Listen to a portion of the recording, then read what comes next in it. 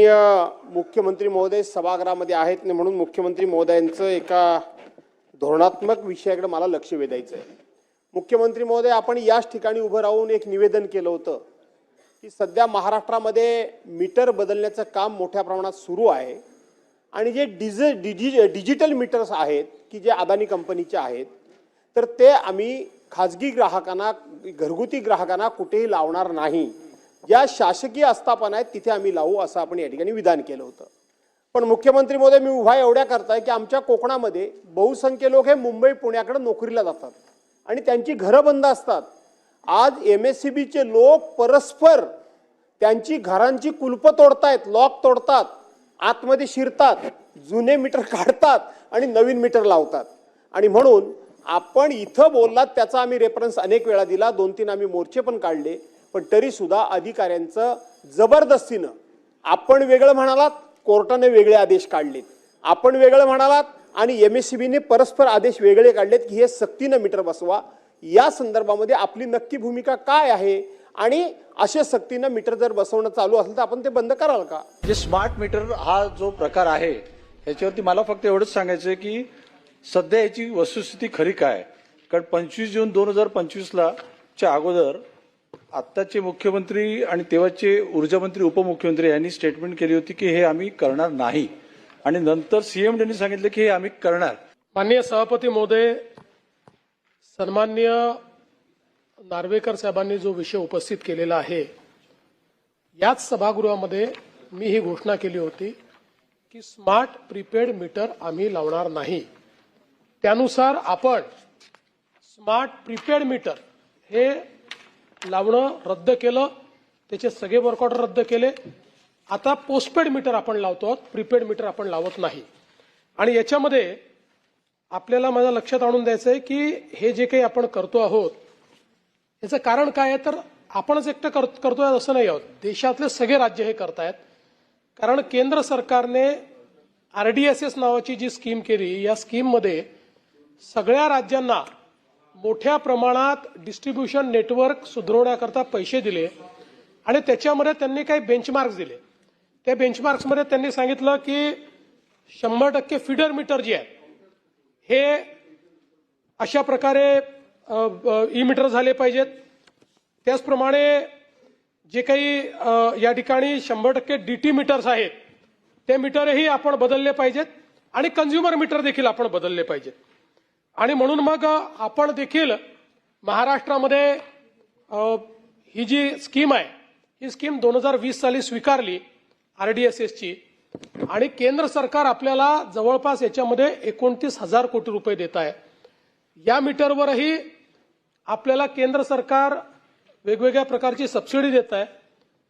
उरलेले जे पैसे आहेत ते पैसे जे लोक मीटर लावणार आहेत, हे मीटर लागल्यामुळे जी काही विजेची बचत होते त्या बचतीतनं ते पैसे वसूल होणार आहेत आणि 10 वर्षापर्यंत त्यांनी देखभाल करायची, त्यामुळे कन्झ्युमरवर याचा कोणताही परिणाम नाही आहे। आता पहिल्यांदा लोकांचं मत असं होतं की प्रीपेड मीटर लागल्यामुळे खूप मोठ्या प्रमाणात बिलं वाढतील, अशा प्रकारची परिस्थिती कुठेही झाली नाही। आपण जर बघितलं असेल तर जवळपास आता या ठिकाणी मोठ्या प्रमाणात जे काही प्रीपेड मीटर्स आहेत ते फीडर मीटर 100% आपण लावले, 27,826। जे डिस्ट्रीब्युशन नेटवर्कचे मीटर आहेत त्यापैकी जवळपास 4 लाखापैकी आता 1,46,000 मीटर आपले लागलेत। आणि कन्झ्युमर मीटर जे आहेत या कन्झ्युमर मीटरमध्येही 2,37,00,000पैकी 38 लाख मीटर आपण लावलेले आहेत। पण आपण जर बघितलं तर एकूण या संदर्भात ज्या काही तक्रारी आल्या 1% फक्त तक्रारी आल्या आणि त्याचंही निरसन आपण पूर्णपणे केलं। मला हे सांगायचं आहे की आता आपण जो नवीन टेरिफ ऑर्डर आणला, या नवीन टेरिफ ऑर्डर मध्ये ज्या लोकांनी स्मार्ट मीटर लावलेले आहे, पोस्टपेड स्मार्ट मीटर, त्यांना नवीन टेरिफ ऑर्डर मध्ये आपण ते सोलर अवर्स मध्ये जेवढी वीज वापरतील त्या विजेवर 10% सूट दिलेली आहे। त्याच्यामुळे आपण जर बघितलं तर यापूर्वी आपले 70% ग्राहक जे आहेत हे 100 युनिटचे आतले आहेत। या ग्राहकांना ₹875 त्या ठिकाणी जो काही आहे तो बिल येत होतं, ते आता ₹875 ऐवजी त्यांना जे बिल आहे हे साधारणपणे ₹784 किंवा इफेक्टिव्हली ₹808 हे त्यांना बिल येणार आहे. म्हणजे जवळपास पूर्वीच्या पेक्षा ₹80 त्यांचं बिल कमी करतो, ते कमी झालेलं आहे. त्यामुळे आपण जर बघितलं किंवा 50 युनिट वाल्यांना देखील आपण जर बघितलं तर ₹444 त्यांना बिल यायचं, ते ₹404 झालेलं आहे. आणि म्हणून या ठिकाणी स्मार्ट मीटर लावल्यानंतर बिल वाढतील वगैरे अशा प्रकारची जी शक्यता होती, असं कुठेही घडलेलं नाही. या उलट आपण त्याच्यामध्ये कन्सेशन दिलेलं आहे आणि लोकांनीही, आणि आपण याच्यामध्ये लोकांना कुठलंही कंपल्शन केलं नाही. आपण लोकांना सांगितलं, त्यांच्या मर्जीवर ती ही मीटर्स लावली, लोकांनी ती लावू दिली. आता त्यातनं मोठ्या प्रमाणात सॅटिस्फॅक्शन लोकांचं होत आहे. त्यामुळे मला असं वाटतं की आता स्मार्ट मीटरच्या संदर्भात हा जो काही मुद्दा आहे, हा मुद्दा जवळपास निकाली निघालेला आहे. मुळामध्ये जे स्मार्ट मीटर्स आहेत ते लावण्याच्या संदर्भातला निर्णय शासनाने घेतला होता. याचं कारण आपल्याला जेव्हा केंद्र सरकारने 29,000 कोटी रुपयाची RDSS स्कीम दिली, त्या स्कीमचा एक भाग प्रीपेड स्मार्ट मीटर प्रत्येक ग्राहकाला लावणे असा होता.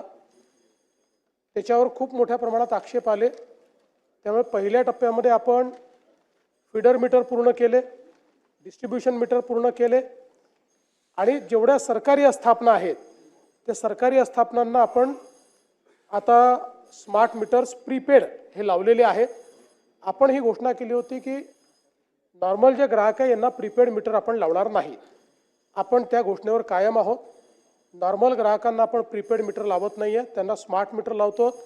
स्मार्ट मीटर लावल्यानंतर आत्तापर्यंत स्मार्ट मीटरचा लोकांना फायदा झालेला आहे. कारण आपण हा निर्णय घेतला की जो स्मार्ट मीटर लावेल त्याला 10% आपण वीज बिलात रिबेट दिलेली आहे. जवळपास 2 वर्ष दिली, मी एक्झॅक्ट मला आता आठवत नाही, पण त्यांना रिबेट दिलेली आहे. त्याच्यामुळे स्मार्ट मीटर जे काही लागलेले आहेत ते लागल्यानंतर, बरं स्मार्ट मीटरमध्ये सगळ्यात मोठा फायदा असा आहे, कुठल्या कालावधीत, म्हणजे त्याचं ॲप आहे, तुमच्या मीटरचं किती म्हणजे तुम्ही वीज वापरली, प्रत्येक तासाचा रिपोर्ट तुम्हाला मिळतो त्याच्यावर. त्यामुळे ते तुम्ही व्हेरीफाय करू शकता आणि म्हणून लोकांना ते आवडून राहिले. त्याच्यामध्ये दुसरं, आपण पूर्ण 24/7 त्याच्याकरता एक कंप्लेंट मॅनेजमेंट सिस्टीम ठेवलेली आहे. आणि आत्तापर्यंत जे काही स्मार्ट मीटर लागले, 5 कंपन्या ते मीटर लावतात वेगवेगळ्या, त्या कंपन्यांमध्ये आत्तापर्यंत 1% देखील कमी फॉल्ट निघालेला आहे, 1% देखील कमी. तथापि आपण जे लक्षात आणून दिलेलं आहे, कोणी हजर नसताना जर त्या ठिकाणी मीटर बदलण्यात येत असेल तर हे चुकीचं आहे. त्या संदर्भात आदेश दिले जातील. ज्यावेळेस तो व्यक्ती त्या ठिकाणी हजर असेल त्याच वेळी आपण हे मीटर लावू.